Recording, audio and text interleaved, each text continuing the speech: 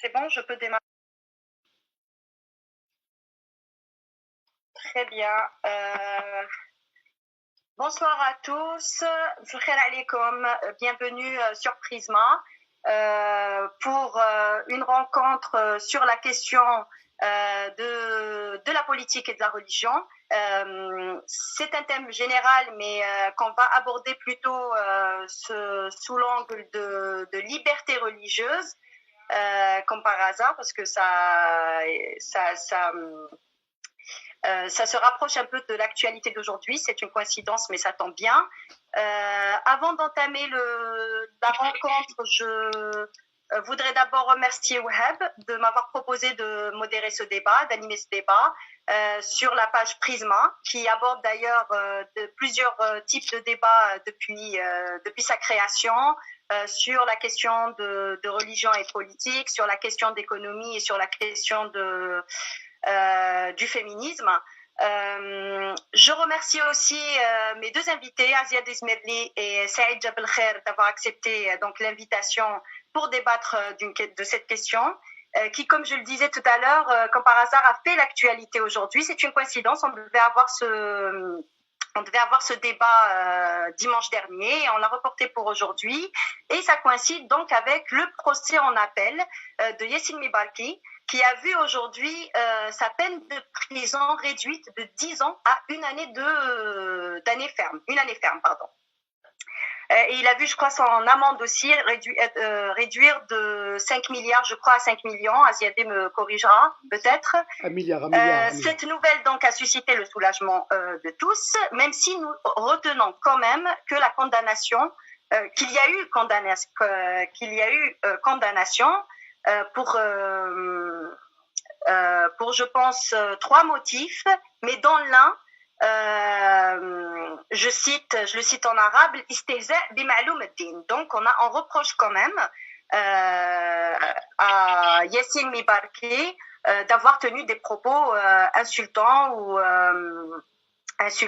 moqueurs sur la religion islamique. Donc pour aujourd'hui aborder le sujet des minorités religieuses et des libertés de conscience et de culte, j'ai le plaisir de recevoir Aziad Esmerli, donc qui est docteur en droit et qui vient de publier un extrait de sa thèse qui s'intitule « Le statut juridique des non-musulmans en Algérie » aux éditions L'Harmattan. J'ai aussi le plaisir de recevoir Saïd Jabel Khair, islamologue et que l'on ne présente plus, très connu sur les questions, pour ses interventions sur les questions islamiques. Je vais commencer sans plus attendre, peut-être avec Aziadeh pour qu'elle nous dise quelques mots sur le cas de Yassine Mibarki. Donc Aziadeh, qu'est-ce qu'on reproche exactement qu'est-ce qu'on lui a reproché d'abord, parce que il y a eu d'autres chefs d'inculpation qui n'ont pas été retenus, pour lesquels il a été innocenté, mais qu'est-ce qu'on lui reprochait exactement? Bonsoir à tous, merci Karina, merci Wahab, bonsoir Monsieur Jabel Khair, merci de me donner l'occasion de parler un peu de mes recherches et de parler du cas de Yassine Mebarki. On lui a reproché 4 choses. Devant le tribunal de Khenchla, on lui a reproché d'avoir profané le Coran, donc profanation du Coran. On lui a reproché d'avoir en possession de munitions de guerre sans autorisation des autorités compétentes. On lui a reproché d'avoir partagé des vidéos et du média audiovisuel sur sa page Facebook, mais pas que, dans des messages privés aussi qui étaient contraires à l'islam, si on veut. Et enfin, d'appeler à la haine entre notamment Amazigh et arabes. Pour notre propos, je vais m'intéresser du coup juste aux chefs d'accusation qui ont un lien avec la religion, donc la profanation du Coran dans un premier temps. Il faut savoir que la cour d'appel ne l'a pas condamné donc, sur ce chef d'accusation, et le tribunal de Khenchla, donc en première instance, non plus. Donc le tribunal est reparti voir le texte de la loi, qui est l'article 160 du Code pénal, qui considère que pour que l'infraction soit constituée, il faut que le prévenu l'ait commise volontairement et publiquement. Or, le Coran qu'on a retrouvé était au domicile de Yassine Mebarki, qu'on ne l'a pas vu profaner ou déchirer ou brûler une page, etc. Donc, le tribunal est revenu sur les deux conditions et a considéré qu'elle n'était pas remplie. Donc, sur ce plan-là, même si on le lui a reproché, il n'a pas été condamné, ni en première instance, ni en appel. Donc ça, c'est pour la profanation du Coran. Ensuite, on lui a reproché d'avoir incité et contraint des personnes dans le but de les convertir à une autre religion. Et aussi d'avoir distribué et propagé des enregistrements audiovisuels tendant à ébranler la foi d'un musulman. Donc, Qast Za'za'at Iman al-Muslim. Donc ça, c'était sur le fondement de l'article 11 de la loi de 2006, qui est relatif à l'exercice des cultes autres que musulmans. C'est sur ce fondement juridique qu'il a été, un des fondements juridiques était celui-là. Et aussi, on lui a reproché l'atteinte aux préceptes et aux dogmes de l'islam. Donc, article 144 bis 2 du Code pénal. Donc, en première instance, il a été condamné sur le fondement de l'article 11. Donc, pour avoir partagé sur sa page Facebook, mais aussi dans des messages privés avec des personnes, donc avec des profils Facebook, que le tribunal a considéré comme étant musulmans, donc ses amis Facebook, et que Yassine Mebarki aurait cherché soit à convertir, soit en tout cas à ébranler leur foi. Donc Za'za'at Iman al-Muslim. Donc sur ce plan-là, il a été condamné juste par le tribunal de première instance, par le tribunal de Khenchla. La cour d'appel n'a pas suivi sur ce fondement. Donc la cour d'appel n'a pas suivi sur ce fondement et donc a infirmé, en tout cas sur ce plan-là, la condamnation. Et c'est intéressant et j'ai envie de dire heureusement d'ailleurs, parce que comment prouver que ces personnes, ces amis Facebook, étaient musulmans ou non? Ça, c'est une question sur laquelle on reviendra peut-être. Mais il a quand même été condamné, donc, en première instance et en appel, sur le fondement de l'article 144 bis 2. Donc, j'ai pas vu l'arrêt d'appel, j'ai vu l'arrêt du tribunal de première instance, mais j'ai pas vu l'arrêt d'appel vu que c'était aujourd'hui.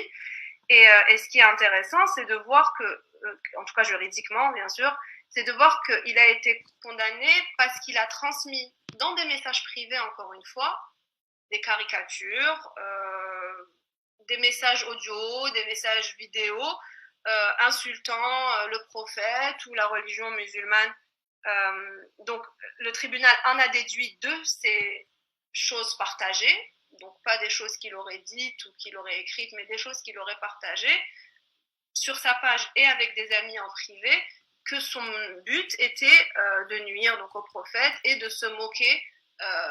En fait, la version française de l'article, c'est atteinte aux préceptes et aux dogmes de l'islam, mais si on traduit de l'arabe, c'est se moquer, c'est se moquer de ce qui est connu de la religion.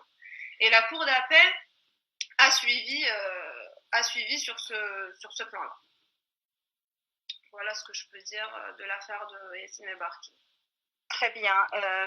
Je vais donner la parole à Saïd Jabel Khair. Saïd Jabel Khair, le sentiment تاعك واش الاحساس تاعك par rapport le parcours هذا اللي راهو que Yassine El-Barki est en train de subir. Mais écoutez, moi, je n'ai pas l'intention de commenter les décisions de la justice. Saïd, la cam, Saïd. Oui. La cam. La cam. La caméra, on vous voit pas. Chez moi, elle marche. Hein. Je sais pas pour vous, mais pour.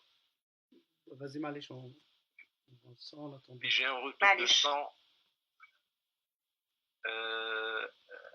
La caméra chez moi, elle marche. D'accord. Non, on vous voit pas, voilà. Mais on vous entend très bien par contre. Et là normalement, vous me voyez, hein, n'est-ce pas? Non. Vous êtes figé. Non, pas encore.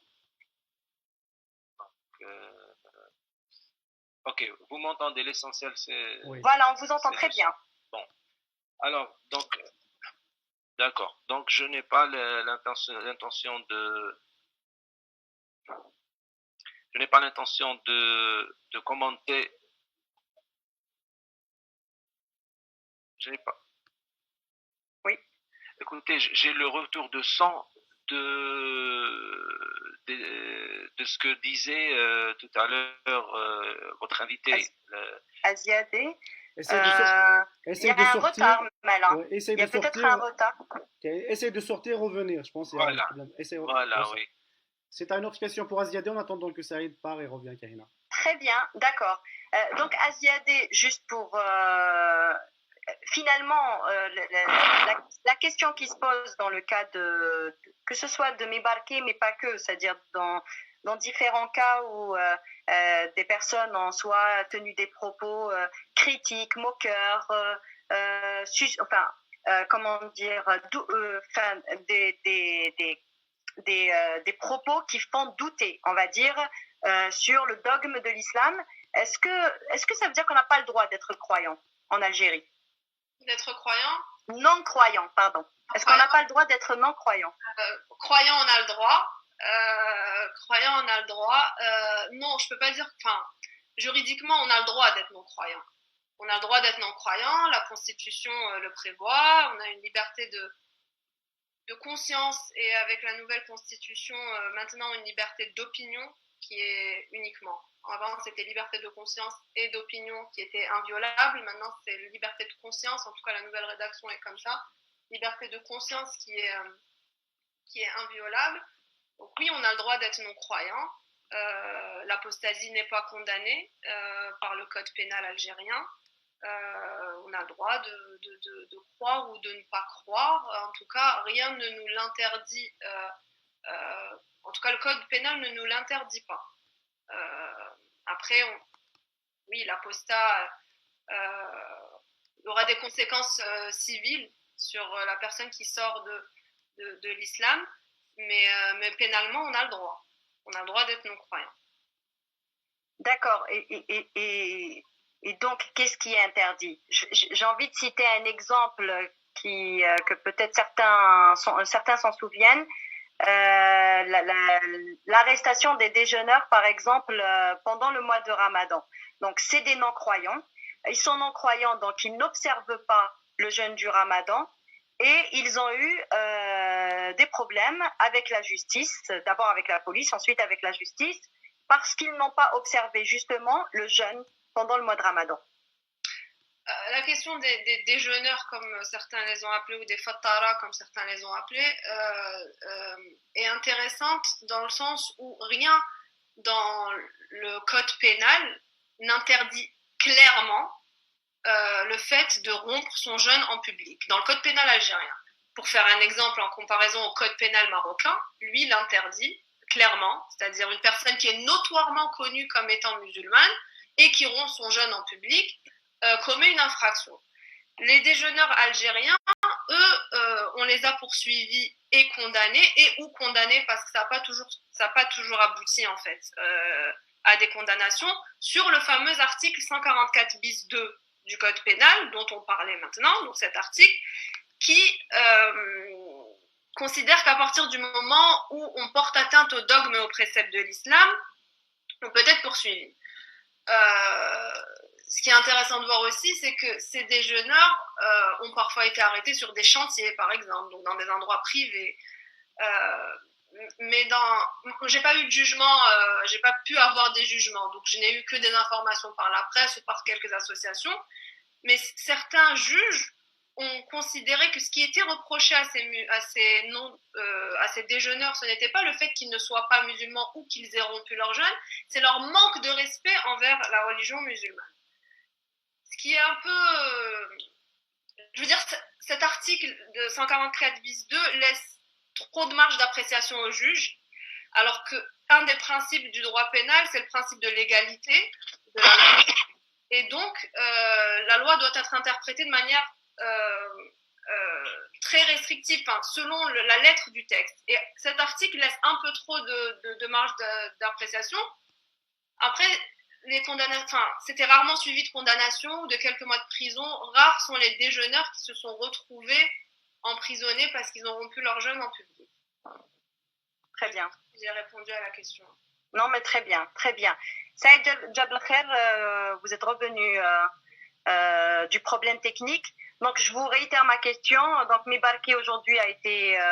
il a vu sa condamnation de 10 ans réduire à une année de prison ferme pour, entre autres, des questions qui sont liées à des propos sur la religion.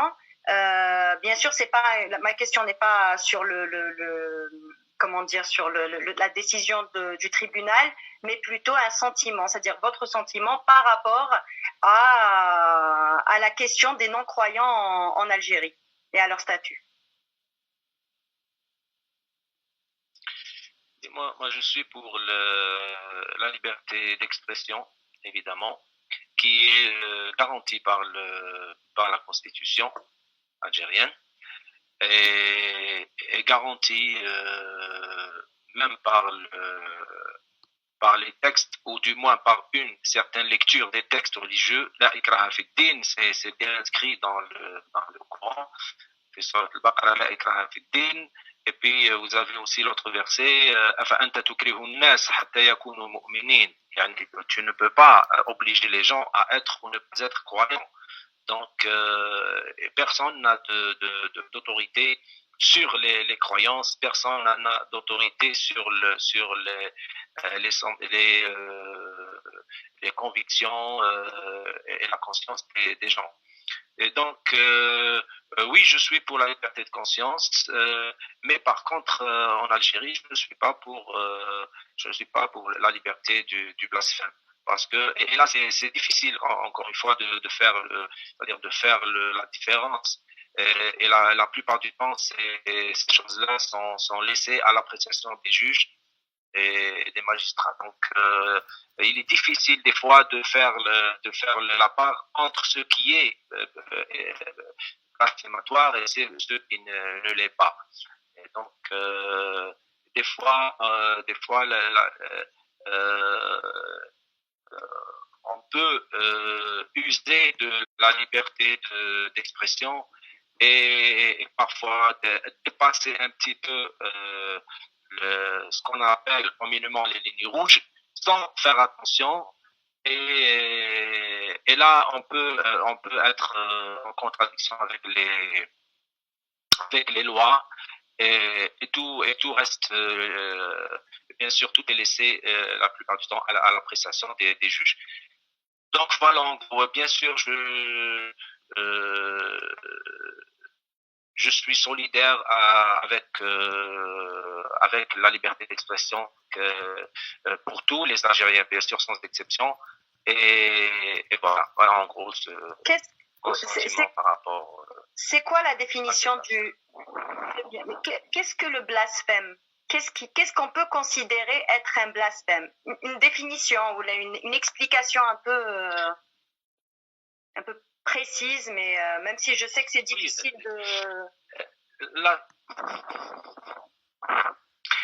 c'est très difficile à définir, c'est très relatif parce que déjà dans les textes et dans les interprétations et dans les commentaires, les commentateurs et les maîtres des études juridiques musulmanes ne sont pas unanimes sur tout ce qui est ou ce qui n'est pas blasphématoire. Par exemple, prenons un petit exemple. Par exemple, les juristes musulmans réservent le châtiment de mort, par exemple, de mise à mort par rapport à celui qui blasphémerait le prophète, alayhi salam, par exemple, mais il ne réserve aucun châtiment par rapport à celui qui oserait, par exemple, blasphémer Dieu, par exemple. يعني من يشتم الله ليس له عقوبة في الفقه الإسلامي، بينما من يشتم الرسول له عليه الصلاة والسلام يعني عنده عقوبة القتل. Donc ça c'est un peu, ça paraît un peu bizarre. Un peu, comment je ne sais pas comment je qualifierais ça. Oui, voilà, ça paraît un peu bizarre, mais c'est la réalité. C'est-à-dire que, en définitive, quand on analyse les textes juridiques, c'est-à-dire les commentaires, surtout les commentaires des juristes, et les lois musulmanes, c'est-à-dire نصوص الفقه الإسلامي، لما ندرسها مليح نخرج بنتيجه انه الرسول مقدس يعني بالنسبه للفقهاء بالنسبه للنصوص الفقهيه. Donc le prophète il est plus sacré et voilà, et plus sacré, plus sanctifié que Dieu. Donc et ça c'est un peu paradoxal.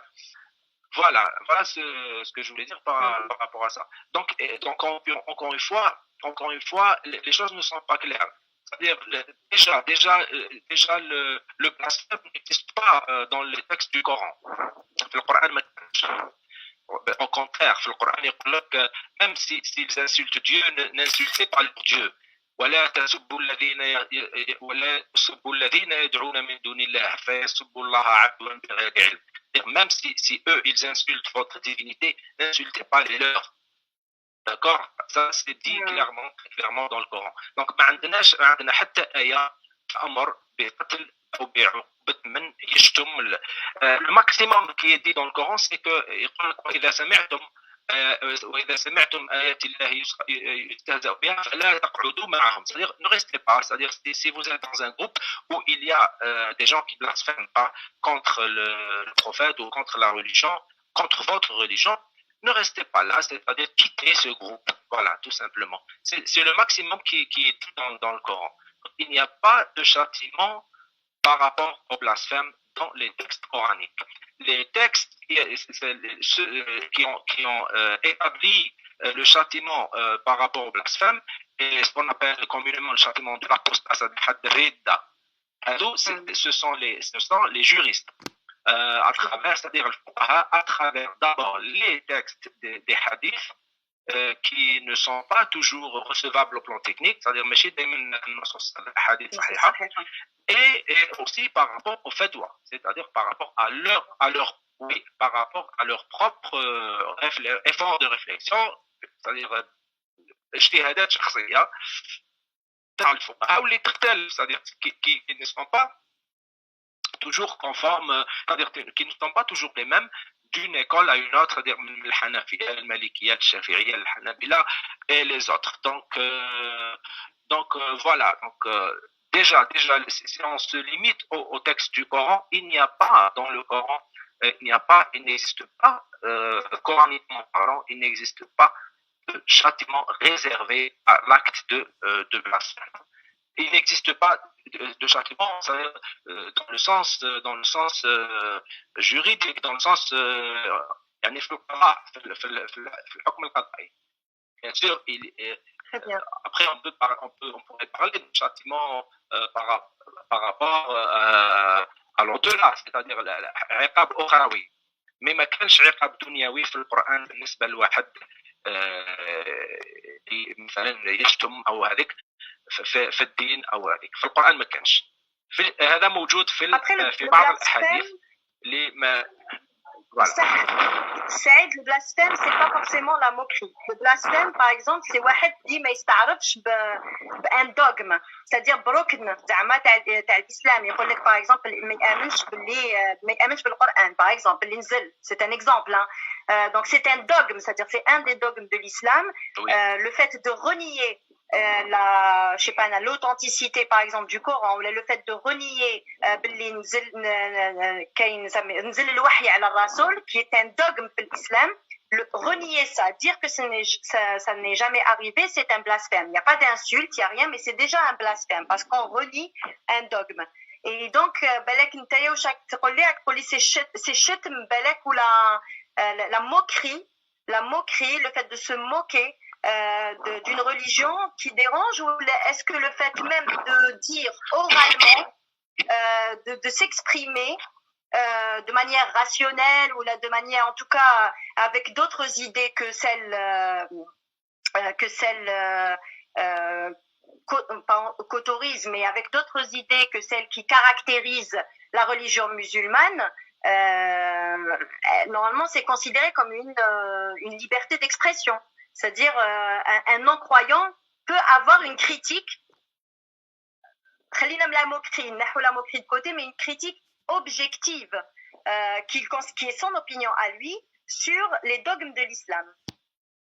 Donc je voudrais l'avis تاعك, est-ce que t'as عندك blasphème c'est dans le sens تاع الشتم ou est-ce que c'est dans le sens تاع النقد? Non, pour moi le blasphème c'est clair, c'est pas le fait de nier et c'est pas le fait de critiquer. Non, le blasphème c'est le fait de se moquer. C'est le fait d'insulter et de se moquer, c'est-à-dire هو الشتم والاستهزاء. هذا هو le blasphème pour moi. النقد والإنكار هذه حكاية واحدة أخرى, ça c'est une autre histoire. النقد والإنكار c'est une autre histoire. D'abord النقد il est permis dans le Coran. هاتوا برهانكم إن كنتم صادقين. Le Coran ما يقولكش ما تنقدنيش, يقول لك جيب لي البرهان. قل هاتوا برهانكم إن كنتم صادقين, c'est tout. Où il demande aux gens, il n'interdit pas aux gens de le critiquer, mais il leur demande d'apporter des preuves ou des arguments. Donc non, c'est pas la critique. Le blasphème n'est pas la critique. Le blasphème c'est le fait de se moquer ou bien d'insulter. يعني واحد اللي يسب ويشتم أو يستهزئ. Pour moi, à mon sens, c'est ça le blasphème. Mais le fait de critiquer, non, la critique elle est permise dans le Coran. Sinon, ça n'a pas de sens parce que il peut pas apporter un message et interdire aux gens de critiquer. Parce que sinon, il va s'autoproclamer vérité absolue comme ça, sans discussion, et ça n'a pas de sens. Au contraire, هو يقول لك هاتوا برهانكم إن كنتم صادقين, ما قالش ما تناقشونيش ما تنقدونيش, قال جيبوا البراهين. Donc, d'un côté. Maintenant, le fait de nier, ça c'est un autre problème.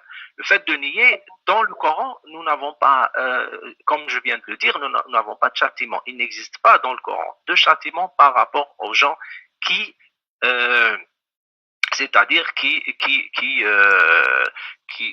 essaye de revoir, qui essaye de revoir ou tout simplement qui renoncent à leurs croyances, c'est-à-dire اللي يتراجعوا على الإيمان نتاعهم اللي يسموه الفقهاء الردة، اللي يسموه الفقهاء الردة. الردة هذه ما كانش في القرآن، يعني ان n'existe pas في القرآن، ان n'est pas cité, ان n'existe pas. Au contraire, القرآن يقول لك لا إكراه في الدين، c'est-à-dire أفأنت تكره الناس حتى يكونوا مؤمنين وما أنت عليهم بجبار فذكر بالقرآن. Donc tu n'as pas autorité absolue sur les gens, tu n'as que la fonction de messager. Donc tu n'as qu'un message à apporter et tu n'as pas à obliger les gens de croire ou de ne pas croire, d'accepter ou de ne pas accepter le message. On va revenir sur la question maintenant. Voilà, si vous voulez, on va y revenir. Mais je voudrais insister que ce qu'on appelle l'apostasie, Rida, Hadi, Arahi, Mas'ala Siyasiyya, c'est une question, c'est un problème politique. Ce n'est pas, elle ne relève pas du dogme, elle ne relève pas du dogmatique, elle ne relève pas de la théologie, elle relève de la politique, et c'est dans l'histoire qu'on retrouve la question de l'apostasie, et elle a commencé exactement avec le règne du premier calife Abu Bakr as-Siddiq. On va revenir dessus. On va revenir dessus. تحكي لنا justement على l'histoire تاع الردة. Alors juste avant de passer au sujet, parce que j'ai un peu subdivisé les sujets pour qu'on se perde pas beaucoup, je voudrais juste rappeler qu'en ce moment Walid Kshida, qui est toujours en attente de son procès, qui est sous mandat de dépôt, lui reprochait entre autres aussi d'avoir tenu, je crois, des propos, je ne sais pas exactement la formule comment dire, de ce qu'on lui reproche, mais en tout cas d'avoir tenu des propos en lien avec l'islam. Aziadé, la question que je voudrais poser maintenant, c'est qui sont les non-musulmans en Algérie et que représentent-ils? Est-ce qu'on a des statistiques? Est-ce qu'on sait à peu près qui sont-ils déjà? Oui, je m'entends. Vous m'entendez? Oui. Qui sont-ils? Pour définir les non-musulmans, il faudrait définir d'abord ce qu'est un musulman. Et encore une fois, je parle d'un point de vue juridique. Donc juridiquement, rien dans les textes ne définit ce qu'est un musulman. Donc moi, partant de là, ce que j'ai fait pour ma recherche, c'est que j'ai regardé un peu comment on définit un musulman dans les dictionnaires, etc. Et donc celui qui est non musulman est celui qui ne rentre pas dans la définition du musulman. Donc une définition par la négative. Et ce que j'ai fait aussi, c'est que pour respecter le choix des uns et des autres de s'identifier à la religion qu'ils veulent, et donc de ne pas rentrer trop dans des considérations religieuses et métaphysiques, j'ai pris les Ahmadis et j'ai considéré qu'ils étaient non-musulmans. J'ai considéré qu'ils étaient non-musulmans parce que l'État algérien les considère comme non-musulmans. Eux se considèrent comme musulmans. Donc, encore une fois, je préfère le préciser. Les Ahmadis se considèrent comme musulmans. L'État algérien et la majorité de la communauté musulmane internationale également les excommunient. Donc, pour revenir à ta question, qui sont les non-musulmans en Algérie aujourd'hui? On a classiquement ceux qui appartiennent aux autres monothéismes. Donc, on a des catholiques, on a des protestants, on a quelques juifs, mais très très peu, au point où je ne les ai pas étudiés parce qu'ils vivent en plus comme des musulmans, ou en tout cas, ils ne s'affirment pas comme juifs. Donc, c'est compliqué d'entrer en contact avec eux et de les considérer d'un point de vue juridique. On a les libres penseurs, les athées, des agnostiques, des non-croyants, donc qui ne se définissent pas comme musulmans. Mais pour être honnête, je ne les ai pas étudiés plus que ça, parce que pareil, ils ne constituent pas une communauté à part entière, donc c'est des individus qui ne croient pas ou qui croient en autre chose, ou en tout cas en une seule divinité, bref, qui n'entrent pas dans la définition des musulmans. Et ensuite, on a des non-musulmans sunnites, malikites, donc ibadites et chiites, qui sont musulmans, bien évidemment, mais qui ne sont pas musulmans sunnites malékites. Donc voilà pour qui sont-ils. Après, en termes de statistiques, très sincèrement, je prends ça avec des pincettes et je veux pas trop rentrer dans le terrain des chiffres parce que, allez, on va dire quoi, 1% de la population est autre chose que non musulmane, mais on n'a pas de chiffres officiels. Officiellement, l'Algérie s'interdit de donner des chiffres confessionnels, en tout cas ne le fait pas. On pourrait peut-être avoir des chiffres, mais du côté du ministère de l'Intérieur. Et je ne les ai pas. Ou alors on pourra avoir des chiffres du côté des communautés, et les communautés gonflent généralement un peu leurs chiffres en donnant des chiffres un peu plus conséquents. Donc sur les chiffres, je suis pas statisticienne, je suis juriste, donc je préfère pas aller sur ce terrain. Non, mais je veux dire, on n'a pas de chiffres là-dessus. C'est-à-dire que si on cherche, en tout cas, il n'y a pas de statistiques. Voilà. Il n'y a pas de statistiques. Les statistiques ne font pas. Tu as peut-être des chiffres du côté du ministère de l'Intérieur, mais qu'ils vont garder pour eux, qui ne vont pas nous transmettre dans tous les cas. Donc, Très bien. Et donc, parmi les non-musulmans que tu as cités, il y a la communauté protestante qui est très importante, particulièrement en Kabylie. Elle a le droit d'être protestante, mais comment elle s'organise collectivement, qu'est-ce qu'elle a le droit de faire, quelle est sa liberté collective, c'est-à-dire comment elle organise ses pratiques collectives. Je te remercie pour ta question. Oui, on a une communauté protestante qui est plus importante que la communauté catholique, en comparaison donc avec les autres chrétiens. Et qui est une communauté locale. Ce sont des Algériens protestants. Ce ne sont pas des missionnaires étrangers, etc. Il faut le préciser. Ce sont des Algériens protestants, certains convertis, d'autres aujourd'hui de naissance, parce que fait des enfants. Ils ont fait des enfants, exactement. Donc oui, ils ont le droit d'être protestants. L'Algérie, de toutes les manières, en tout cas le gouvernement, déjà en 98, a reconnu l'existence de protestants en Algérie dans un communiqué au Comité des droits de l'homme, dans un rapport. Donc elle dit parmi nos non-musulmans, il existe des protestants. Maintenant, pour ce qui est de l'exercice collectif de leur liberté, c'est un peu plus compliqué parce que c'est régi par la loi de 2006, donc qui était une ordonnance à la base, une ordonnance donc prise par le pouvoir exécutif, ensuite qui a été adoptée en loi, qui a été transformée en loi. Et du coup, c'est la loi qui gère l'exercice des cultes autres que musulmans, et c'est elle qui pose les conditions. Donc, parmi les conditions, on a d'abord le fait d'être constitué en association religieuse, en association cultuelle. Ils ne peuvent pas pratiquer collectivement. Donc, je suis vraiment sur l'aspect collectif et pas individuel. Donc, collectivement, il faut que ce soit une association.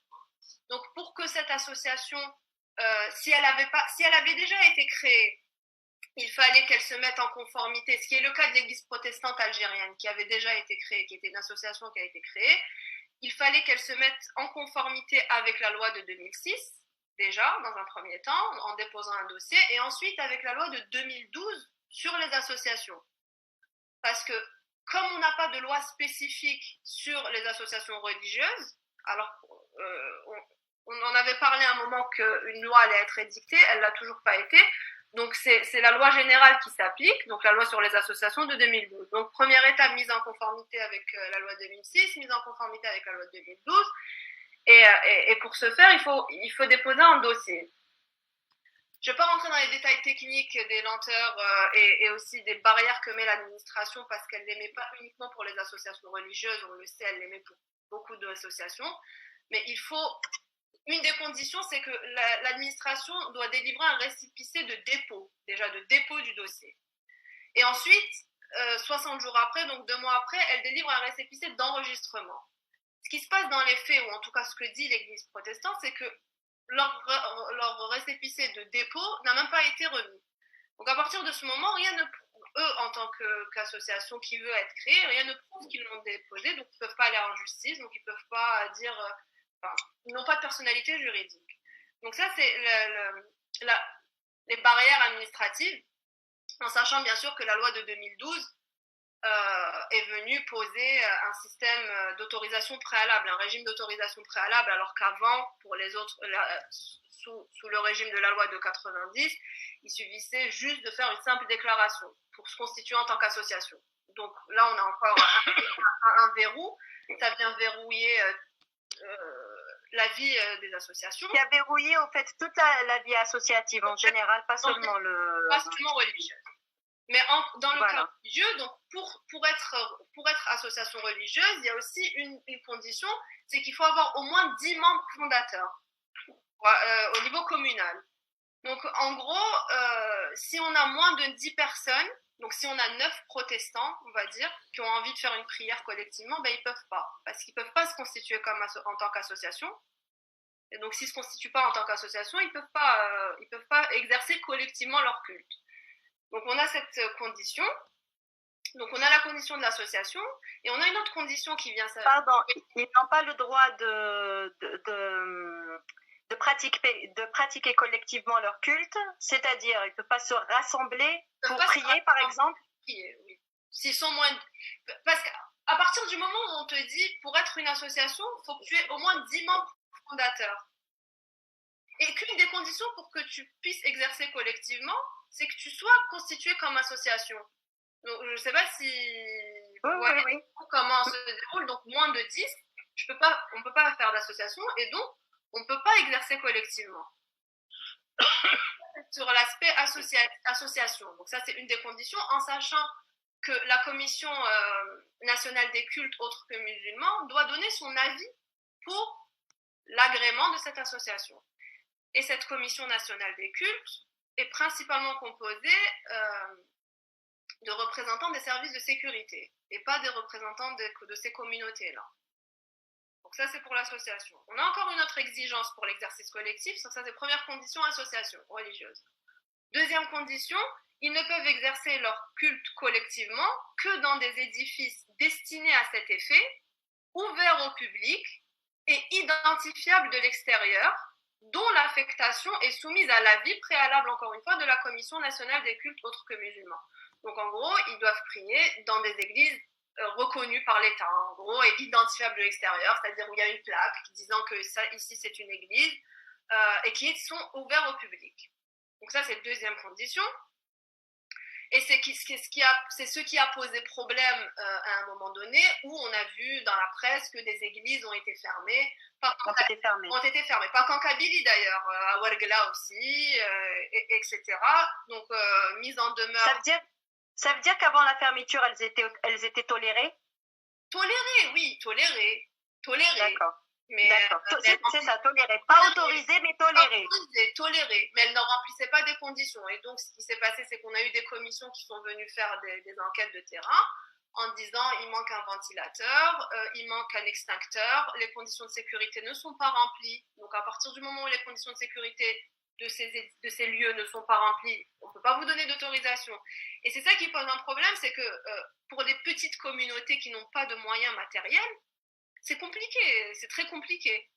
Et donc, soit l'administration a envoyé des mises en demeure en disant vous êtes mis en demeure d'arrêter vos activités religieuses, soit parfois elle laissait un délai de 3 mois pour remplir les conditions de sécurité.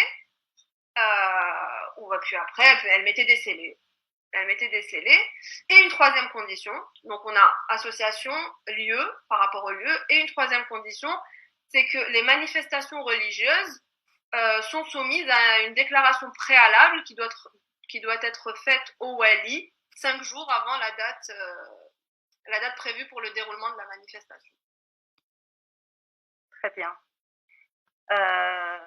Très bien, merci Aziadeh. Saïd Belkhair, la question, le statut de اليهودي والمسيحي ولا elle est un peu compliquée, elle nous met un peu mal à l'aise dans la religion musulmane. Je donne هكذا à titre d'exemple, c'est l'exemple qui me vient en tête, qui يقول لك par exemple سورة الفاتحة صراط الذين أنعمت عليهم غير المغضوب عليهم ولا الضالين. donc الغير المغضوب عليهم c'est les juifs selon les interprétations والضالين c'est نصارى. واش هي بلاصه النصارى والمسيحيين واليهود و n'importe quelle communauté religieuse autre que l'islam en terre d'islam داخل الأمة الإسلامية ولا داخل un pays musulman ou une société musulmane dans l'histoire et à l'époque du prophète. D'accord. Et d'ailleurs, c'est par là que j'allais commencer. D'abord, il faudrait faire la différence entre l'époque du prophète et l'après-prophète. Il y a une très grande différence entre les deux époques. Donc, du vivant du prophète, avant ça, déjà la majorité des musulmans, ils ont une idée reçue qui voudrait que les chrétiens et les juifs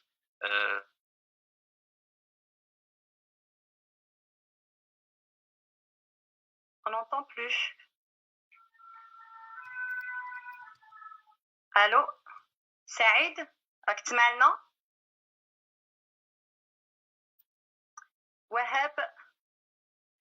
Wahab, responsable technique. En fait, s'il peut nous régler le problème. Sinon, il y a un problème de débit في البلاد en Algérie. C'est pour ça que... Ouais. Saïd, je ne sais pas s'il se déconnecte, il revient. La question, elle est...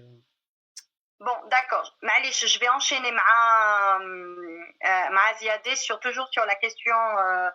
alors justement, sur la question de... comment dire, de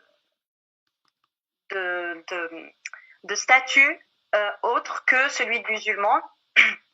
Il y a par exemple, on sait en Algérie qu'une femme musulmane ou une femme algérienne, en réalité, une femme algérienne, ne peut épouser un non-musulman.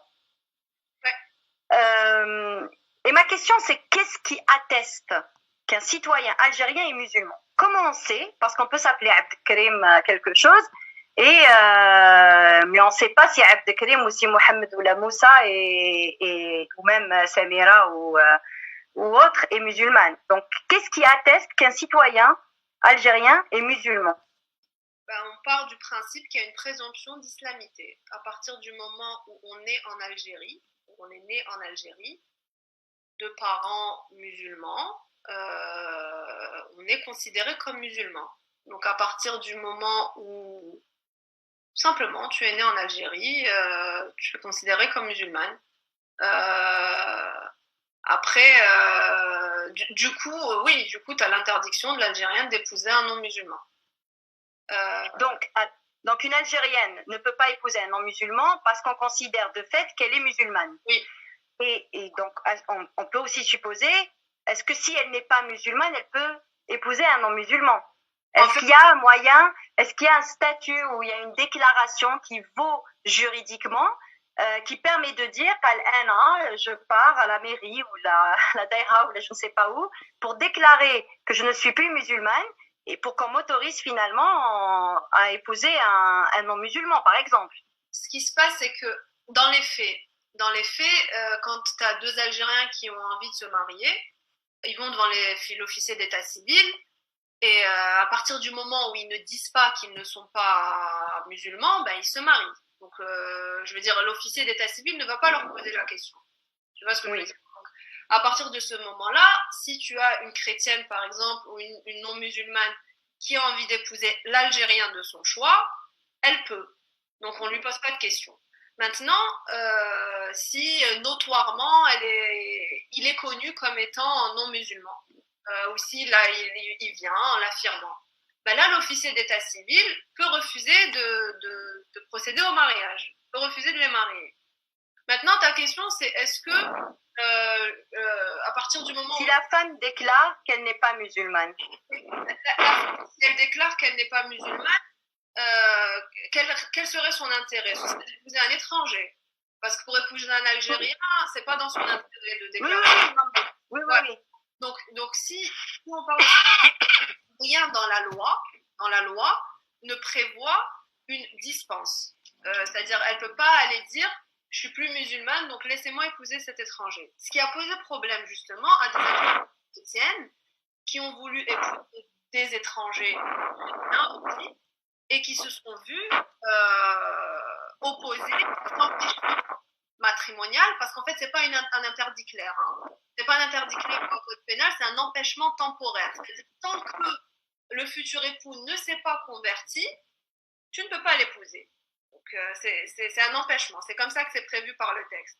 Donc, ce qui s'est passé, j'ai entendu parler, mais je suis pas sûre, donc je ne veux pas trop m'avancer sur ça, que certaines ont pu avoir des certificats de baptême en disant, mais donc délivrés par les églises, pas par l'État, pour dire je suis plus musulmane, laissez-moi épouser, je suis chrétienne, laissez-moi épouser l'étranger qui est chrétien. Mais dans les faits, si une Algérienne veut épouser un étranger, si elle veut épouser l'étranger en Algérie, si le mariage veut être contracté en Algérie, un dossier doit être déposé. Un dossier doit être déposé au bureau des étrangers et les services de sécurité, donc la DGSN, sous couvert du chef de la sécurité de la wilaya, doit donner un avis. Donc en fait, il y a une enquête qui est faite sur cet étranger. Une enquête qui est faite qui n'est pas religieuse, une enquête qui est faite de sécurité pour voir pourquoi l'étranger habite en gros. Mais parmi ce dossier qui doit être déposé pour la demande, doit figurer une attestation de conversion à l'islam. Et cette attestation, elle est délivrée par le ministère des Affaires religieuses. Donc un étranger, alors, il dit, voilà, je me suis converti. C'est pas très compliqué, je pense. Dans les faits, il suffit qu'il fasse une shahada, il remplit un papier. Généralement, ça passe comme ça. Donc ça, c'est côté algérien. Et généralement, ça se fait comme ça. Mais donc, dans tous les cas, cet étranger doit passer par une conversion. Vraie ou fausse. Et côté étranger, du coup, si une Algérienne vivant à l'étranger, en France ou ailleurs, a envie d'épouser un étranger, pareil. Pareil. Non, c'est-à-dire certains pays vont accepter que le mariage soit conclu, mais son mariage ne va pas être reconnu comme étant valable dans son pays de nationalité. Donc en Algérie... Elle sera célibataire en Algérie alors qu'elle est mariée officiellement. Voilà, elle sera célibataire, sauf si cet étranger délivre une attestation de conversion. Une attestation de conversion, ce qu'on a appelé des shahadas administratives ou des conversions de complaisance. Et à savoir que côté français, le consulat ne reconnaît que les attestations de conversion qui sont délivrées par la mosquée de Paris et la mosquée de Lyon. Donc quelqu'un qui va se convertir à la mosquée d'Argenteuil, parce que c'est pas reconnu. C'est pas reconnu. On leur dit non, ramène-moi l'attestation de conversion de la mosquée de Paris. Très bien. Voilà. Très bien, merci Aziadé. Je redonne la parole à Saïd Jabelkhair qui a été coupé au bon milieu. Mais سمعناكش Saïd. D'accord. Oui, ça se coupe fréquemment ces jours-ci, Internet. Je sais pas, bon, il y a des coupures.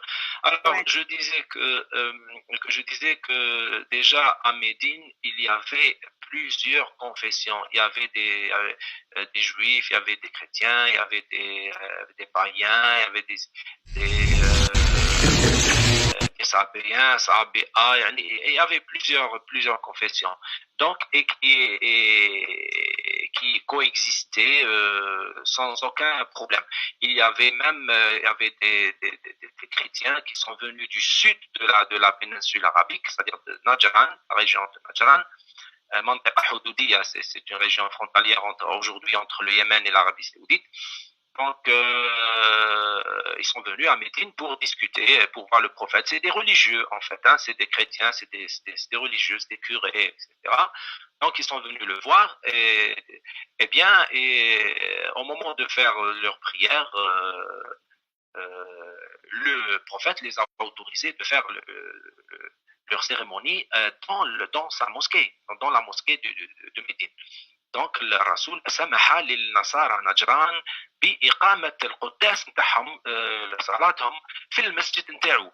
Donc est-ce que هو إذا كان هو يقصي غير المسلمين في المجتمع نتاعو كيفاش من جهة comment d'un côté d'un côté, il les exclurait, et d'un autre côté, il les autoriserait à faire leur cérémonie religieuse dans sa propre mosquée. Et donc, il n'y avait pas ce problème du vivant du prophète. Comme je disais, et je dois le redire parce que le Coran ne traite pas les chrétiens et les juifs de associationnistes, c'est-à-dire de mouchrikin. Il leur donne le statut de gens du livre, Ahl al-Kitab. ما قالش عليهم مشركين قال عليهم وما قالش عليهم كفار قال عليهم أهل الكتاب. D'accord. Donc voilà, الكتاب ماشي الكتاب ما همش كفار وما همش مشركين. C'est un statut bien défini. Donc c'est des gens qui ont toujours coexisté avec le. Du moins, là je parle du vivant du prophète. Maintenant, après le prophète, ça c'est une autre histoire. C'est une autre histoire. Après le prophète, c'est une histoire tout à fait différente. Parce qu'après le prophète, on a assisté à l'émergence de à la constitution et la fondation, le fondement, pardon, de l'État arabe, c'est-à-dire de l'Empire arabe. هي الدولة العربية اللي تأسست بعد الرسول عليه الصلاة والسلام بعد وفاته مباشرة، تأسست تحت عنوان الخلافة. Parce que je vous signale que le prophète n'a pas laissé de successeur. ما خلاش خليفة، ما سمى حتى واحد. Et la question, déjà, il n'a même pas parlé de la question du califat. Il n'en a pas parlé, il n'en a pas montré les statuts, et les statuts au plan théorique, bien sûr, et il n'a désigné personne. Il n'a désigné personne pour être son calife, c'est-à-dire son remplaçant. Il n'a désigné personne pour cela. Ce sont les musulmans qui ont décidé, après lui, qui ont décidé qu'il fallait créer un État. Un État, c'est-à-dire un empire auquel ils ont donné la nomination de califat. سموها الخلافة، دولة الخلافة، سموها الخلافة وسموها خلافة عن رسول الله. سموها خلافة عن رسول الله alors que هو ما هدرش على الموضوع هذا وما هدر عليه، ما خلاه خليفة، ما والو. Son vicaire, c'est-à-dire son remplaçant. Son remplaçant, voilà. Et là, le problème a commencé à se poser parce que un homme profane, il pourrait peut-être remplacer le prophète en tant qu'administrateur, mais il ne pourra jamais le remplacer en tant que acteur religieux au plan spirituel. C'est-à-dire ما كان حتى واحد عنده la spiritualité du prophète ولا le statut spirituel نتاعو باش يقدر يرمبلاسيه، باش يقدر يجي في بلاصتو، يقدر يجي في بلاصتو à la limite comme administrateur, mais pas plus que ça. Alors sur quelle base تسمي خليفة عن رسول الله؟ خليفة الرسول. Sur quelle base? Et c'est pour ça, si vous voulez, هنا بعد ندخلوا في قضية الردة. Et c'est pour ça que parce que حروب الردة d'abord ما كانتش le terme هذا n'existait pas du vivant du prophète. Le terme Ridda, il n'existait pas du vivant du prophète, si bien que il y a des gens qui se sont, c'est-à-dire qui sont devenus, qui étaient musulmans et qui sont devenus non musulmans, qui sont redevenus païens, si j'ose dire, c'est-à-dire ولاو مشركين كما كانوا من قبل الإسلام، ولكن mais le prophète ne les a pas exécutés. Il ne leur a réservé aucun châtiment. ومن بينهم par exemple, à titre d'exemple, عبد الله بن أبي السرح هذا اللي هو الأخ نتاع عثمان بن عفان من الرضاعة، متراضعين هو وياه خوا في الرضاعة. ارتد داير هذا عبد الله بن أبي السرح، c'était un scribe، كان من كتاب الوحي، كان يكتب الوحي للرسول، كان يكتب القرآن كي ينزل كان هو يكتب. دونك ارتد هذا ديجا ارتد قبل الهجرة وراح للحبشة، واصبح هاجر للحبشة وارتد في الحبشة واصبح مسيحي. il est devenu chrétien.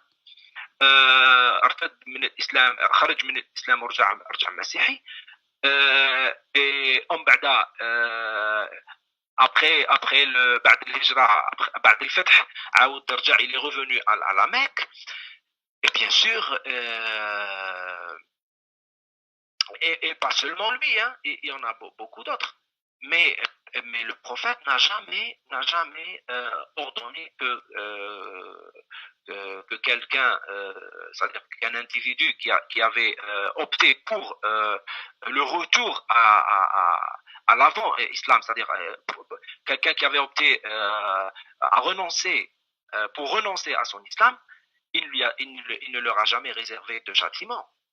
عمره ما امر بقتل واحد مرتد donc قضيه الردة هنا se pose la question حد الردة من لا حد الردة هو عقاب سياسي لان الردة ظاهرة الردة هي نفسها لا كاليفيكاسيون هذه تاع الردة هذه سي اون كاليفيكاسيون بوليتيك ماهيش ce n'est pas une qualification religieuse هذه ظهرت في عصر الخليفة الأول علاش ظهرت لأن بعض القبائل العربية quelques tribus un ensemble de tribus arabes ont refusé de reconnaître la légitimité politique du premier calife ما حبوش يعترفوا بالشرعية السياسية للخليفة الأول علاش ما حبوش يعترفوا يعني c'est-à-dire symboliquement ils ont refusé de lui donner zakat l'impôt si vous voulez ils ont refusé de donner l'impôt للخليفة أبو بكر قالوا له ما نعطولكش mais هنا la propagande politique bien sûr تاع ذاك الوقت سموهم مرتدين بحجة ماذا؟ بحجة أنهم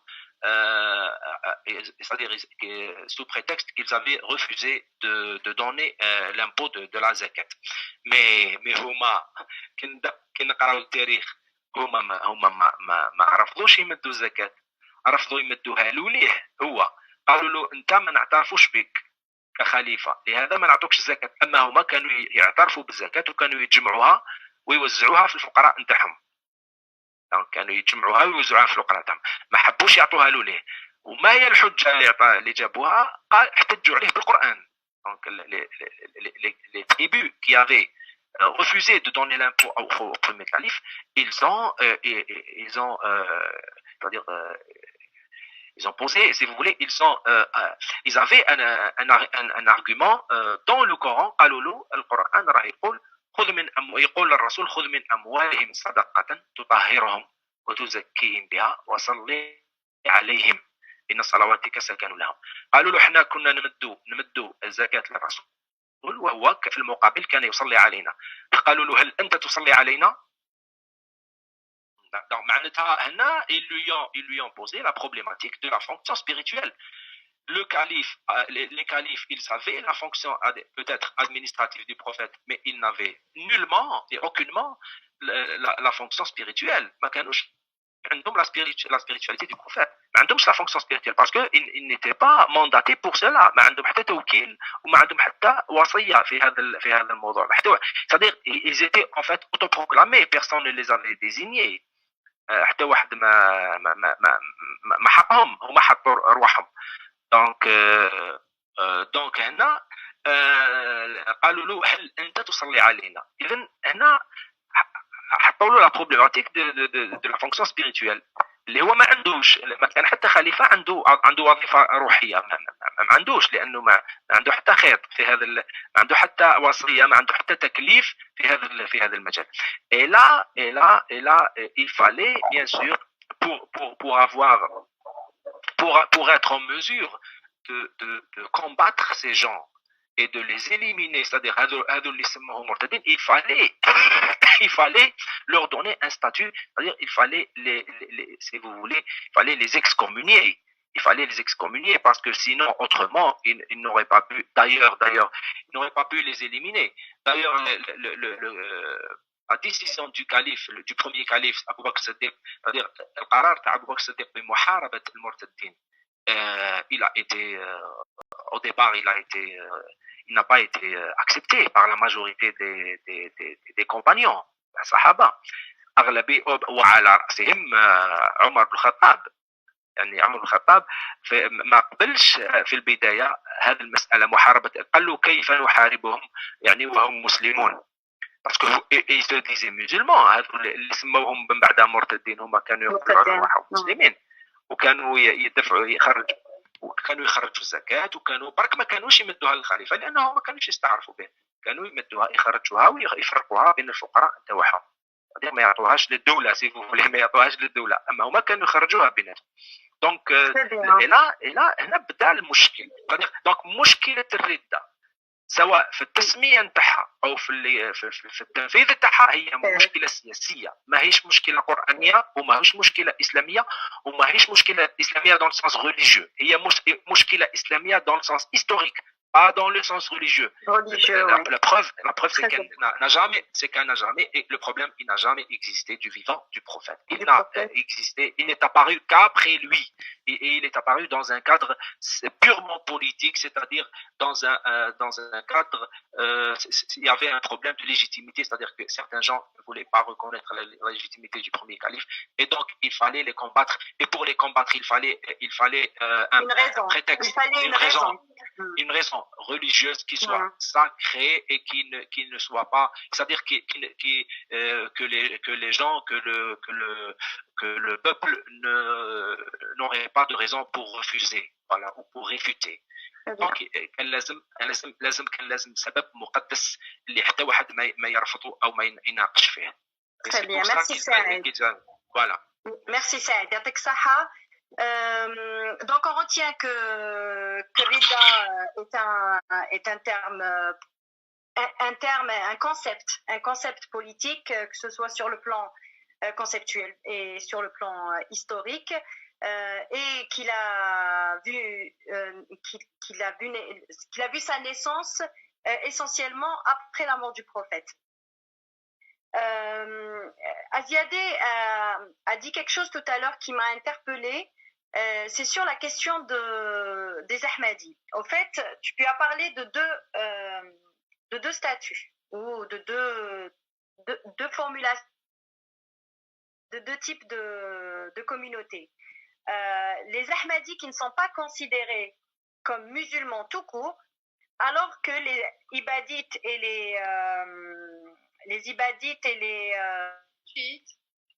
les chiites étaient considérés comme musulmans, mais non sunnites, non malikites. Oui. Et pourquoi est-ce que les Ahmadis, qui eux se considèrent musulmans comme un des courants musulmans, un des nombreux courants musulmans d'ailleurs qui existent, ne sont-ils pas considérés ni par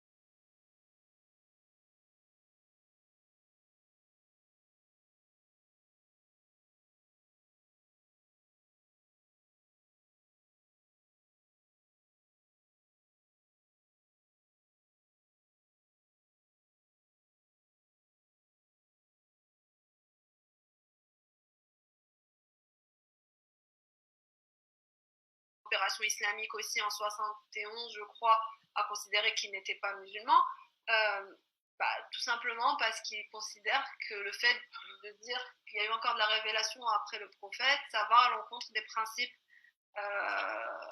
de l'islam sunnite comme il est défini. Et donc le gouvernement algérien, par son ministre,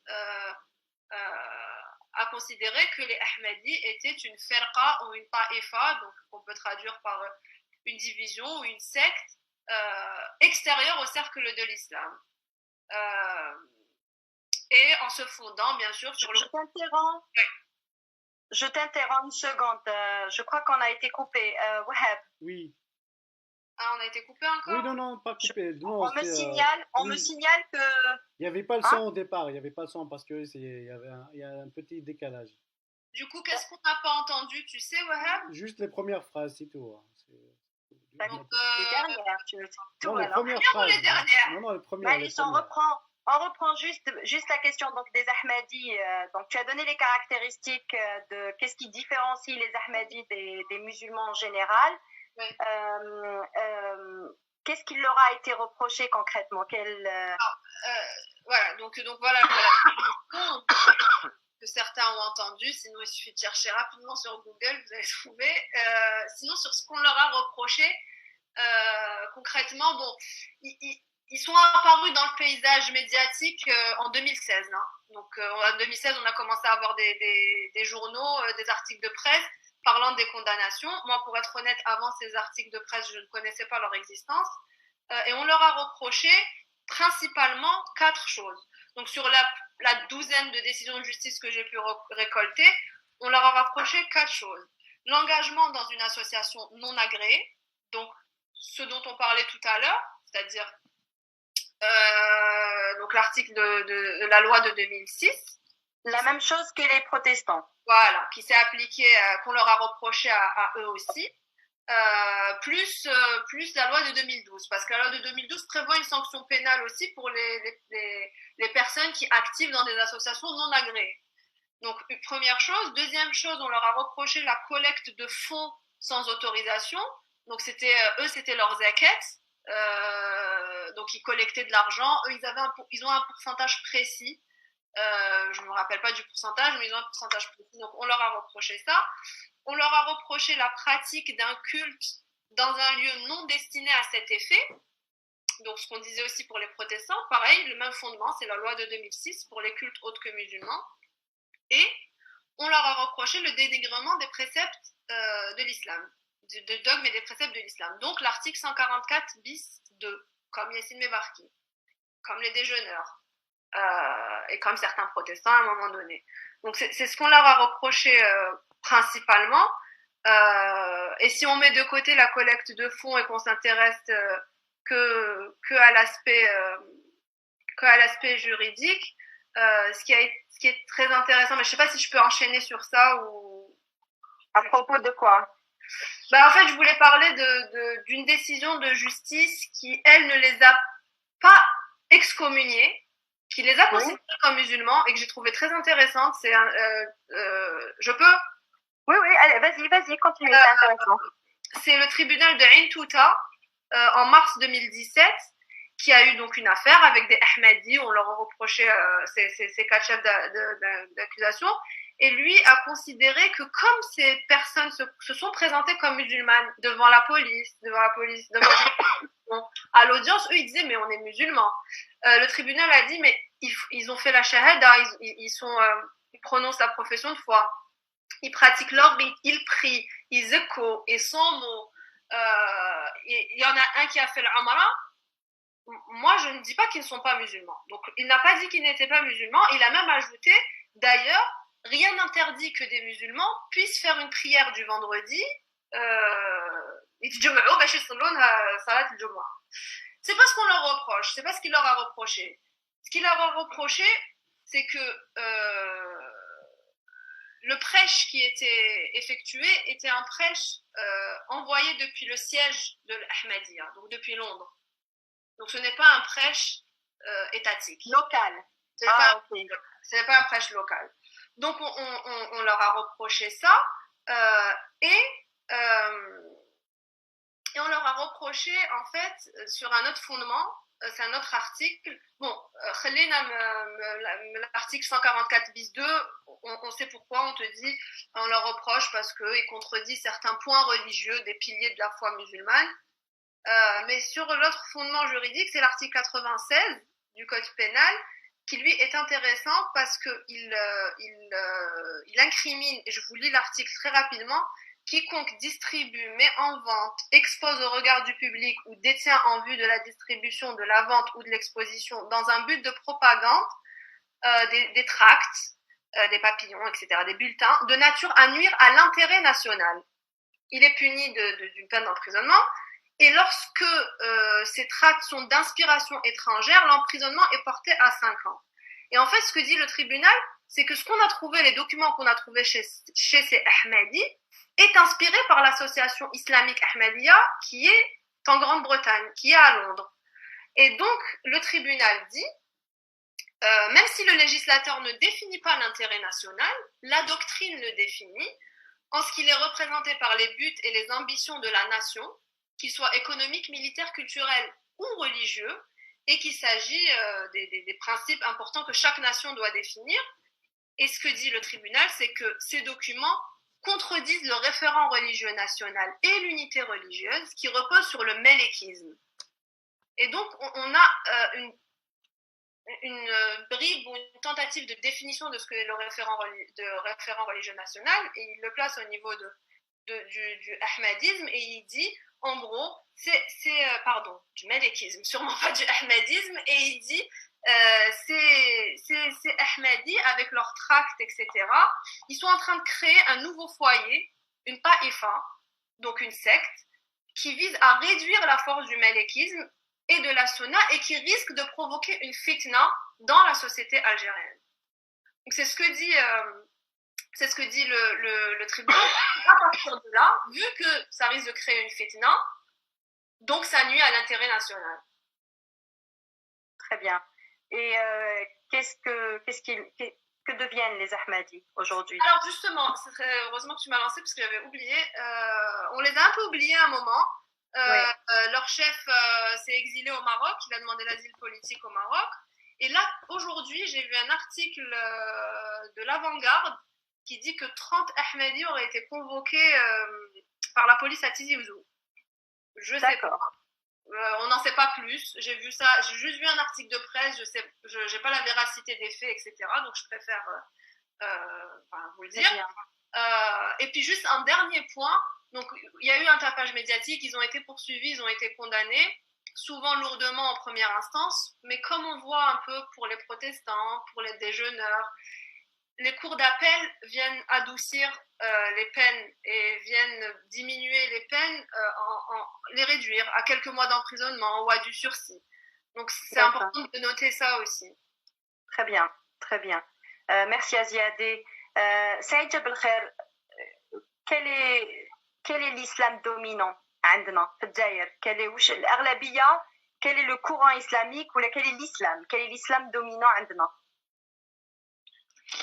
Eh bien, l'islam dominant en Algérie, c'est la trilogie malékisme, ash'arisme et soufisme. Donc, كما يقول ابن عاشر في عقد الأشعري وفقه مالك وفي طريقة الجنيد السالك. C'est la trilogie نتاع المذهب المالكي في الفقه والمذهب الأشعري في العقيدة والتصوف تاع الجنيد الصوفية si vous voulez. Oui. En plan pratique, c'est-à-dire de plan de la pratique religieuse, voilà, pratique spirituelle si on veut. Voilà. هذا هو الطابع الغالب في الجزائر. Quelle est l'autorité? Est-ce que عندنا هيئة؟ Est-ce que ça peut être le ministère ou est-ce que عندنا هيئة اللي تقرر واش اللي داخل في الاسلام الجزائري انت كيمي واللي خارج من الاسلام الجزائري ولا خارج من لا ترينيتي هذه اللي قلتها دوكا؟ اسكو عندنا هي une autorité qui dit qu'est-ce qui est licite et qu'est-ce qui n'est pas? شكون يقرر عندنا اللي واش حرام واش حلال divulgairement là. Les parents en fait oui officiellement c'est le ministère des Affaires religieuses officiellement parce que c'est lui qui est normalement autorisé et qui a l'autorité de dire ce qui est et ce qui n'est pas islam en Algérie. Il n'existe pas une autre autorité. En Algérie, nous n'avons pas de mufti. ما عندناش مفتي المنصب تاع مفتي الجمهورية في الجزائر on n'avons pas encore on l'a pas et la seule instance qui a le droit de dire ce qui est ou qui n'est pas islam en Algérie, c'est le ministère des Affaires religieuses. Donc pratiquement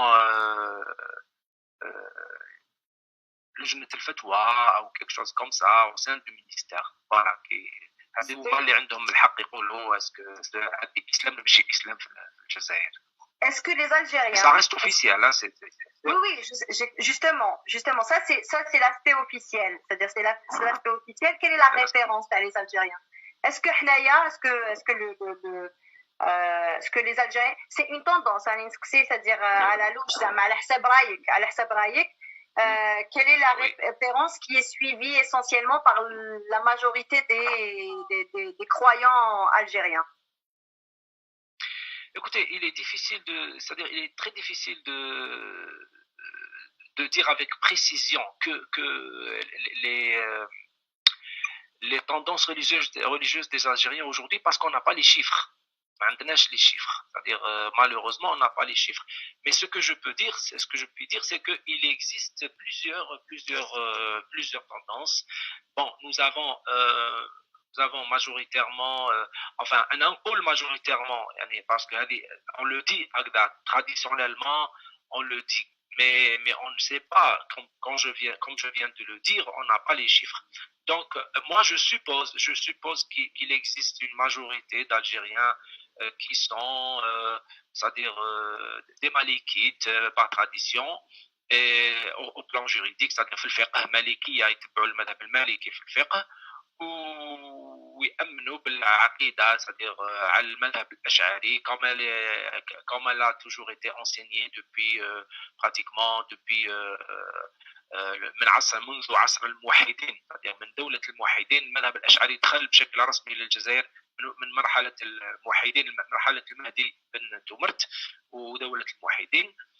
Donc, et le soufisme ثاني, le soufisme qui est très ancré en Algérie, qui est, c'est-à-dire, depuis des siècles, ثاني pratiquement منذ عصر on va dire من البدايات الأولى يعني تاع الإسلام تقريبا منذ الظهور نتاعو في المشرق ظهر هنا كذلك في المنطقة المغاربية. Donc, mais aujourd'hui, il y a d'autres sources de références religieuses en Algérie. Nous avons aussi quand même une présence assez remarquable du wahhabisme, du salafisme wahhabisme. اللي ثاني راه مرجعية اليوم في الجزائر. Nous avons aussi une présence je ne sais pas, c'est-à-dire on n'a pas, encore une fois, on n'a pas les chiffres, mais elle est là, c'est-à-dire ce qu'on appelle le frérisme, les frères musulmans, جماعة الإخوان المسلمين أو ما يسمى الإسلام السياسي بشكل عام. وعندنا الوهابية c'est-à-dire ما يسمى مثلا الحنبلية الجديدة c'est-à-dire النيو حنبليزم ولا le salafisme wahhabisme. هذا الثاني qui est présent, qui est aujourd'hui qui a une présence assez apparente ou peut-être même très apparente. Ils ont une influence qui n'est pas qu'on ne peut pas, c'est-à-dire qu'on ne peut pas nier. Donc voilà. En plus, nous avons aussi ما نهضرش على التصوف لان التصوف كما قلت قديم وموجود الزوايا ولا الطرق الصوفيه هذه موجوده وقديمه. واش بقى من التصوف justement تاع بكري؟ Est-ce qu'il en reste grand chose? Oui.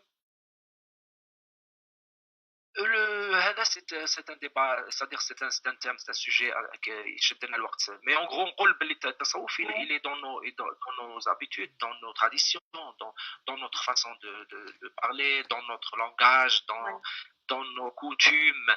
التصوف même le tasawuf il est fortement présent même dans l'art في الجيري في la musique. Alors في الشعبي 90% منه تصوف. الشعبي العنقة وجماعته شيوخ الشعبي وش يغنوا التصوف 90% تصوف. المالوف نقدر نقول لك 70% منه تصوف. المحجوز المدح في المحجوز كاين الاف المدحات تاع التصوف في المحجوز يمدحوا على الاولياء والصالحين. دونك موجود وحتى في البدوي مام في المود تاع الفن الغنائي في الجزائر فيه حضور صوفي قوي بزاف كثقافه يعني. Donc, oui, non, le soufisme, il est fortement présent, mais, c'est-à-dire... mais pas dans la pratique spirituelle. Elle perd en pratique spirituelle. Oui, voilà. Et puis, même les soufis, en général, عندهمش هذاك l'aspect, on va dire, le spectacle, le spectaculaire هذاك ما يحبوش الاستعراض. ما يحبوش يبانوا بزاف. Donc en général c'est pour ça que le soufisme ما يبانش en général ما يبانش بزاف. بصح c'est-à-dire في l'arrière-plan il est là, l'arrière-plan il est là, il est présent. Donc maintenant c'est-à-dire on ne peut pas dire que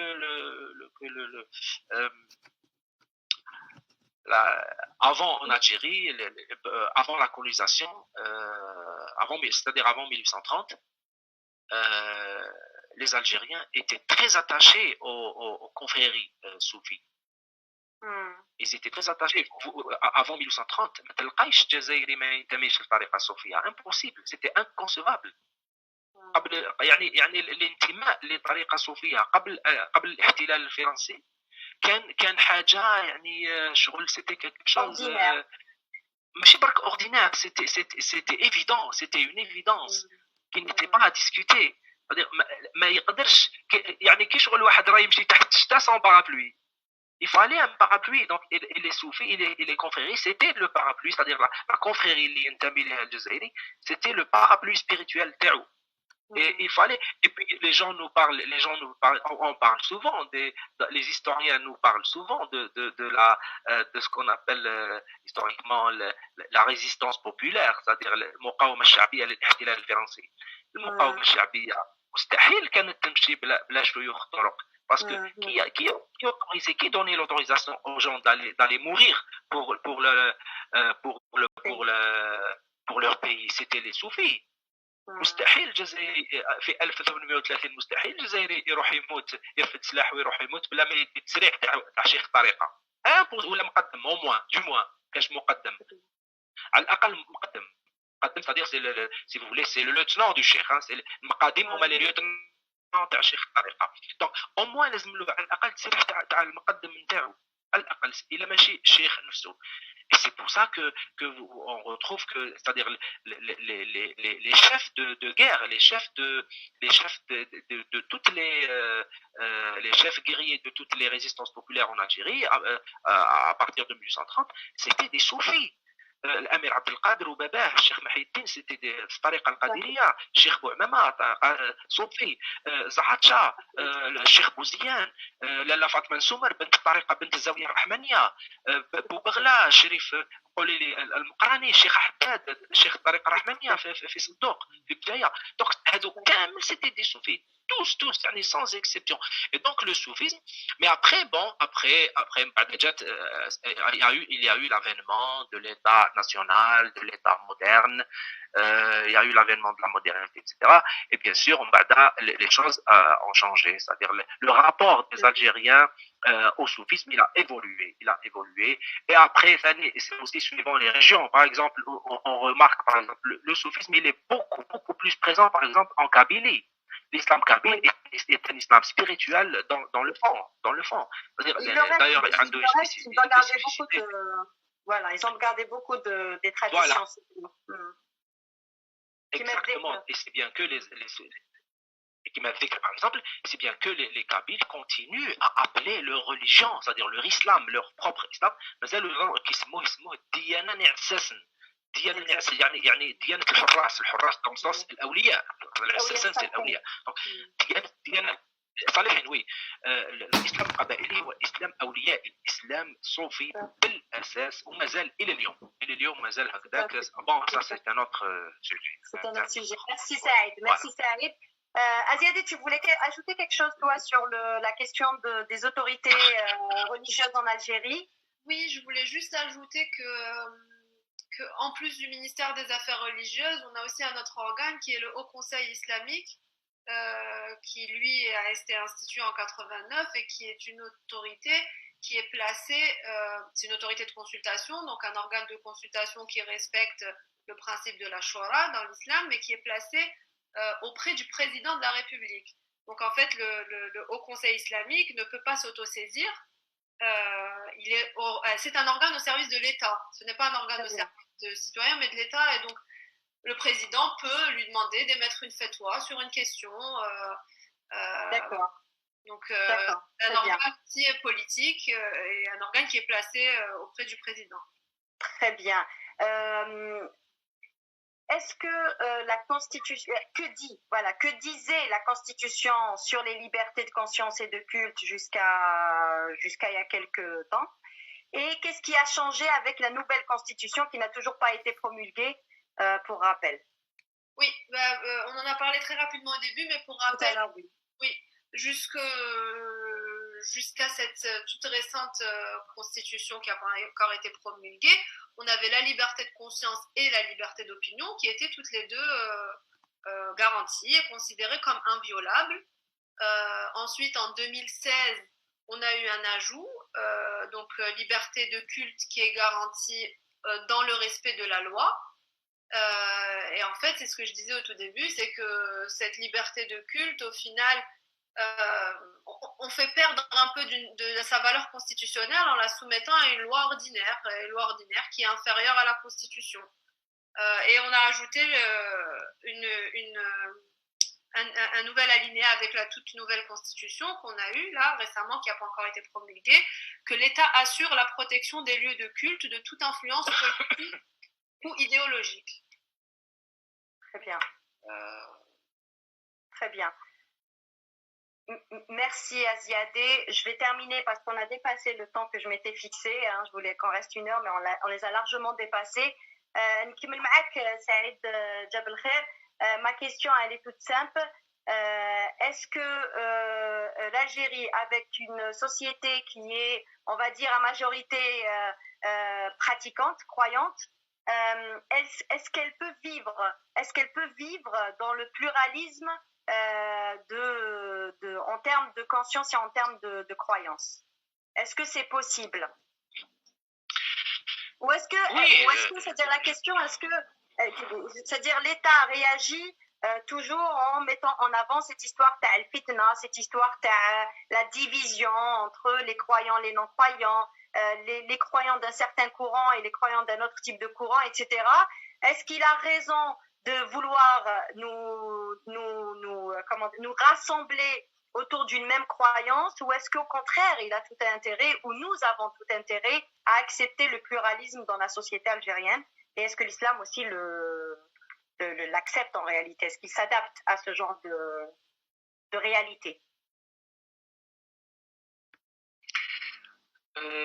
Aujourd'hui, nous avons de nouvelles tendances. Nous avons de nouvelles générations et de nouvelles tendances dans les croyances, dans la pensée, dans les idées. On ne peut pas on ne peut pas continuer à nier dans le déni de cette réalité. Nous n'avons pas le choix. Pour moi, le choix ne se pose même pas. C'est-à-dire, on doit aller vers le vivre ensemble en paix, c'est-à-dire vers l'acceptation l'acceptation de la différence, l'acceptation de l'autre, l'acceptation de la pluralité confessionnelle, de la pluralité idéologique, de la pluralité politique aussi qui existe déjà. Donc, on doit aller vers cela. On ne peut pas, c'est-à-dire, on ne peut pas continuer dans ce déni. C'est-à-dire, aujourd'hui, on ne peut pas obliger les gens, par exemple, on ne peut pas obliger les gens à croire. يجي واحد يقول لك je ne suis pas croyant, moi je peux pas l'obliger à être croyant. D'ailleurs même le Coran يقول لك لا إكراه في الدين. أفأنت تكره الناس حتى يكونوا مؤمنين. يعني est-ce que tu peux obliger les gens, même quand bien même tu le voudrais, tu ne le pourrais pas. C'est-à-dire même لو كان تحب تجبر الناس يكونوا كامل مؤمنين ولا مسلمين ما تقدرش. Donc aujourd'hui on est en train d'aller sur le terrain, d'aller vers cette pluralité. Par exemple, aujourd'hui il y a je ne sais pas, encore une fois, nous n'avons pas les chiffres, mais il y a quand même une bonne partie, je ne sais pas, un âge, je l'estime à entre 30 et 40% d'Algériens qui seraient pour une séparation du religieux du politique et du politique. Donc مثلا في قضيه فصل الدين عن السياسي، انه ما نخلطوش بين الدين والسياسه. الدين في بلاصتو، له قدسته، له احترامه، والسياسه ايضا في مكانها، وما نخلطوش بيناتهم. صديق اللي يمارس السياسه ما عندوش الحق يمارسها بعنوان الدين، واللي يدير ايضا في مجال الدين ما عندوش الحق يخلط الدين بالسياسه. كل حاجه في بلاصتها. دونك هذه الفكره جو بونس كيل يا quand même une bonne partie des Algériens aujourd'hui qui adhèrent à cette idée. Donc, et même au plan croyance, au plan confessionnel, s'il y a des Algériens qui veulent être qui veulent être chrétiens, par exemple, catholiques ou protestants ou à la belge ou autres, ou même, je ne sais pas, des Ahmadis ou moi je ne peux pas les obliger à rester malékites, par exemple, ou on peut pas. Donc on doit, avec le temps, on doit évoluer et on doit aller vers une pluralité,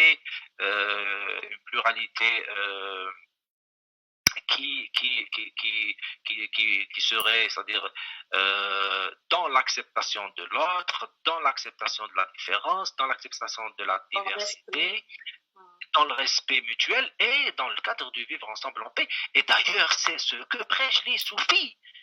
Les soufis, شكون دار la journée mondiale du vivre ensemble في l'ONU؟ شكون دارها؟ دارتها الطريقة العلوية تاع مستغانم، وهي القضية العلوية طريقة صوفية. On en est fier en Algérie que la journée mondiale du vivre ensemble en paix, il y a le 16 mai de chaque année, qui a été adoptée à l'unanimité à l'ONU. Elle a été adoptée à l'unanimité. Même Israël وافقت عليها. الأمريكان généralement هما اللي et elle a été adoptée à l'unanimité. Et cette journée, ce projet a été promulgué par الطريقة العلوية، bien sûr بالتنسيق مع وزارة الخارجية، مع الدولة الجزائرية ممثلة في وزارة الخارجية تاعها. Donc ça c'est une fierté. Donc en Algérie, c'est la religion dans son expression soufie qui appelle à vivre ensemble en paix. Il faut aller vers ça, on n'a pas le choix. Sinon, إلا تحب أنت تجبرني نكون صفر وأنا نجبرك تكون حمر، eh ben on va directement vers la violence. Exactement، هذه هي الفتنة. الفتنة هي أنك تحب تجبرني على حاجة ولا نجبرك على حاجة. Mais quand toi tu m'acceptes tel que je suis, moi je t'accepte tel que tu es, et c'est-à-dire sans aucun problème, et ben là on va vers un vivre ensemble en paix. وهذا هو المطلوب. هذا هو المطلوب. Même كما قلت لك même au plan religieux. علاش أنا sinon البديل هو العنف. البديل ما كاش بديل واحد اخر هو parce qu'on ne peut pas obliger les gens après à adopter telle ou telle idée, telle ou telle confession, tel ou tel dogme. On ne peut pas obliger les gens. هذه même بقوة القانون. هاي لك على آية روحوا للرب. l'inquisition واش دارت؟ تفتيش، محاكم تفتيش، les tribunaux de l'inquisition. يا اخي داروا حالة في الناس في القرون والهيستوار تاعهم معروفة. واش كانت النتيجة؟ Mais ils n'ont pas pu.